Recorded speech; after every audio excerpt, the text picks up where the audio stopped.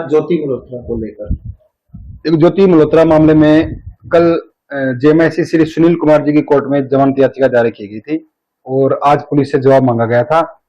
Police के जवाब के बाद मैंने अपने पक्ष रखे, कोर्ट में बहस की और उधर पुलिस ने अपने पक्ष रखे। उसके बाद में आज शाम को माननीय अदालत ने जमानत याचिका खारिज कर दी।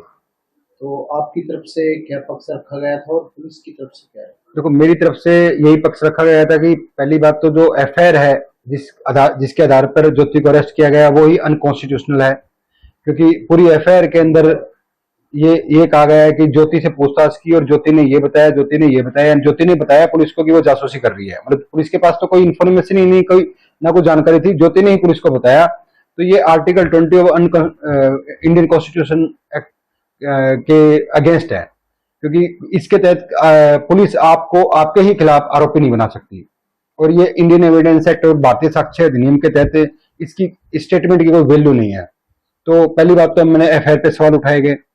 दूसरी बात, एफआईआर के अंदर जो आरोप है उसके अंदर 152 जो देशद्रोह की धारा लगाई है उसके कोई आरोप नहीं है, तो उस धारा पे सवाल उठाया गया। तीसरा ये कहा गया जब ये पाकिस्तान गई तब भारतीय न्याय संहिता देश में लागू नहीं थी, तो 152 ये भी नहीं बनती। और उस इसके समकक्ष धारा जो आईपीसी की है वो 124A थी, तो वो उस पे सुप्रीम कोर्ट ने उसको सस्पेंड किया हुआ था, तो दोनों ही धाराएं इस केस में नहीं बन सकती थी। और ऑफिशियल सीक्रेट एक्ट एसपी ने खुद मीडिया को प्रेस नोट रिलीज करके कहा है कि ज्योति मल्होत्रा की secret information, army information, statistical information तक कोई पहुंच मिली नहीं पुलिस को। तो ऐसे में ऑफिशियल सीक्रेट एक्ट की धाराएं भी नहीं बनती। तो यानी कि तो पुलिस के आरोप है वो खुद ही अपने आप में डिनाई हो रहे थे और जो आरोप लगाए गए हैं पुलिस ने वो कोर्ट फाइल में अभी तक कोई भी उसके सबूत नहीं रखे। ये मेरा जो आधार था बहस का, जमानत का। उधर पुलिस ने ये कहा कि ज्योति मल्होत्रा के बैंक अकाउंट्स और उनके जो वीडियोज हैं उनकी एनालिसिस किया जा रहा है और उसके अलावा कुछ और जांच जारी है। मतलब matter is under investigation and police ने इसको राष्ट्रीय एकता और अखंडता से जुड़ा मामला भी बताया और बेल ना देने की गुजारिश की और माननीय न्यायालय ने पुलिस की प्रार्थना को स्वीकार किया और बेल को रिजेक्ट कर दिया। दोनों पक्षों में कितनी देर तक ये मामला चला? दोनों पक्षों में कोई 20 से 25 मिनट तक बहस हुई है। तो इसको लेकर आगे किस तरह की तैयारी करेंगे?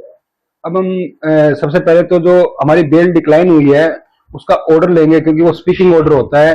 जैसा आप दिखते हैं कि क्यों बेल डिक्लाइन की है, क्यों नहीं दी गई है, तो उसको देखा जाएगा कि कोर्ट ने किस चीज को ज्यादा तरजीह दी है।